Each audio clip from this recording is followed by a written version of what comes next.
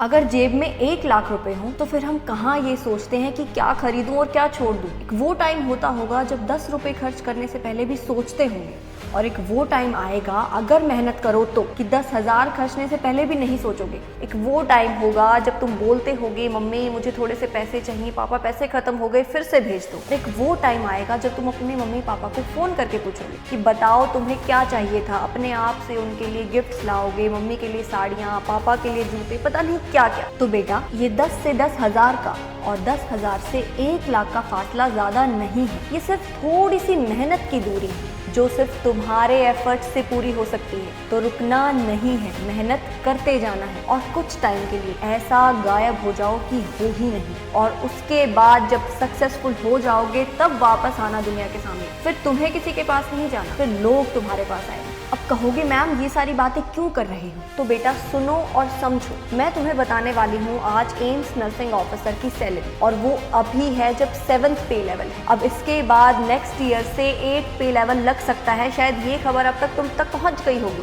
तो बेटे तुम्हें पता तो होना चाहिए कि अब सैलरी कितनी है, क्या क्या सुविधाएं एक नर्सिंग ऑफिसर को मिलती है अलॉन्ग विद द रिस्पेक्ट। और जब 8th पे लेवल लग जाएगा तो फिर सैलरी में कितना एनहांसमेंट आएगा, क्योंकि यही तो तुम्हारे पढ़ने की, मेहनत करने की, बिना रुके चलते जाने की असली मोटिवेशन बनेगा। तो इस वीडियो में हम जानने वाले हैं कि एम्स नर्सिंग ऑफिसर की सैलरी होती कितनी है, और वो मैं आपको बताने वाली हूँ इस पे स्लिप के जरिए। मेरे पास ये जो पे स्लिप है बच्चे, ये एम्स नर्सिंग ऑफिसर की है जिनके 2 साल सर्विस के कंप्लीट हो चुके हैं और वो अभी अपने 3rd ईयर में है। तो यहाँ पर हम सारी चीजें एक बार देख लेंगे, बेसिक पे कितनी रहती है, उसके अलावा कौन से अलाउंसेस हैं, डिडक्शंस हैं, फाइनल सैलरी कितनी बनती है, एंड उसके बाद हमें ये भी तो जानना है कि जब 8th पे लेवल लग जाएगा तो कितना इंक्रीमेंट होगा। तो बेटा जी शुरू करते हैं सैलरी स्लिप के साथ, और यहाँ पर सबसे पहले हाईलाइट कर लेते हैं पे लेवल को। पे लेवल है 7, और उसके अलावा अब यहाँ पर मैं तुम्हें डिटेल्स बताने वाली हूँ कि बेसिक सैलरी कितनी रहती है। तो बेटा जी बेसिक सैलरी रहती है 49,000। के अलावा डीए रहता है 25,900 जो कि बेसिक सैलरी का 52% हो चुका है। उसके अलावा एचआरए अगर बात करें तो 14,700 है,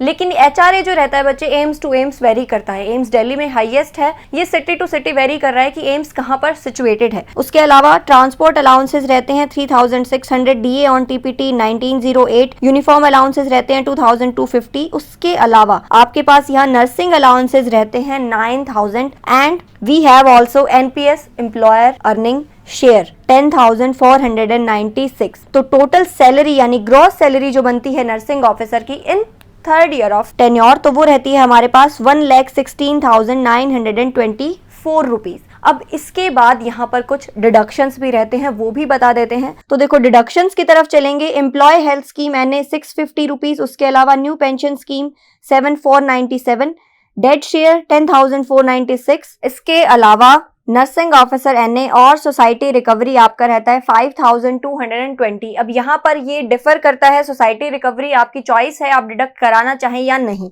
तो यहाँ पर अगर ये डिडक्ट होगा तो टोटल डिडक्शंस हमारे पास बन जाते हैं 23,863, यानी कि ये डिडक्शन आपकी ग्रॉस सैलरी में से माइनस हो जाएंगे, और नेट पे जो है वो बनती है 93,061 रुपीज। अब अगर ये 5,000 यहाँ कट नहीं होते तो फिर टोटल सैलरी बन जाती 98,000, 1 लाख। इससे ज्यादा और क्या ही चाहिए। तो अब तो मोटिवेशन की कोई कमी नहीं फील होनी चाहिए, और फिर भी कमी फील हो रही है तो एक और मोटिवेशन की बात बता देती हूँ। ये सैलरी जो मैंने तुम्हें अभी बताई है 1 लाख रुपए, ये है बेटा 7th पे लेवल पर। अब जब 8th पे लेवल लग जाने वाला है नेक्स्ट ईयर, तो फिर ये सैलरी आपकी बढ़ जाएगी 1.25 टाइम्स। तो देखो अगर 1.25 ये इंक्रीज होती है, और अभी आपकी सैलरी थी 1 लाख, तो इसका मतलब अगर 8th पे लेवल लग जाता है नेक्स्ट ईयर से ही, तो इसका मतलब सैलरी हो जाएगी 1,25,000 रुपए। और अगर ये वेरी कर सकता है 1.25 से 1.5 गुना तक इंक्रीमेंट हो सकता है 8th पे लेवल में। अब अगर आप महीने के 1,25,000 कमा रहे हो, अभी इस बात को सोचकर देखो, जब तुम मेहनत करने से डर रहे हो, कतरा रहे हो, तो एक बार अपने मन में ये मोटिवेशन भी लाया करो। तो जब हर महीने 1 से 1.5 लाख रुपए अकाउंट में आ रहे होंगे तो फिर जिंदगी कितनी अच्छी लग रही होगी, उस बात के बारे में सोचो। ऐसे ही तो नहीं होने वाला है बेटा जी, मेहनत तो आपको करनी पड़ेगी, और वो मेहनत तुम्हें आज से ही शुरू कर देनी है। चाहे तुम्हारा एम नॉरसेट है, चाहे तुम्हें कोई स्टेट एग्जाम क्लियर करना है, चाहे DSSS, ESIC, RRB तुम्हारा कोई भी एम है, तो उस एम की तरफ लग जाओ मेहनत करने में। और फिर भी मेहनत में कोई कमी नजर आती है, अच्छा कंटेंट नहीं मिल रहा है, अच्छी गाइडेंस नहीं मिल रही है, तो तुम्हारे लिए है एनप्रेप। सबसे पहले एनप्रेप ऐप डाउनलोड करो, और अभी तो वहां पर फ्री डेली टेस्ट और मॉक टेस्ट भी मिल रहे हैं, तो इससे अच्छी क्वेश्चन प्रैक्टिस तुम्हारी हो ही नहीं सकती है, क्योंकि इस बार नॉर्सेट 8 प्री में 97% स्ट्राइक रेट रहा है एनप्रेप ऐप से क्वेश्चंस का। उसके अलावा अगर और फ्री मटेरियल्स चाहिए, टॉपर्स एमसीक्यू चाहिए, तो एनप्रेप नर्सिंग चैनल को ज्वाइन कर लो। और उससे भी इंपॉर्टेंट चीज है, इस चैनल को सब्सक्राइब कर लो, क्योंकि ऐसी ही अपडेट्स तुम्हें मिलती रहेंगी रिगार्डिंग सारे के सारे नर्सिंग कॉम्पिटिटिव एग्जाम्स। और उसके अलावा सुबह सुबह 7 AM लाइव रहता है, तो तुम ये भी सीख जाओगे कि क्वेश्चन को समझना कैसे है, उसको अटेम्प्ट कैसे करना है, नेगेटिव मार्किंग कैसे रिड्यूस करनी है, और अच्छा content, best content, quality education यहाँ पर मिलता है, और सारे के सारे क्वेश्चंस उठकर फाइनल एग्जाम में आ जाते हैं। So all the best my future nursing officers.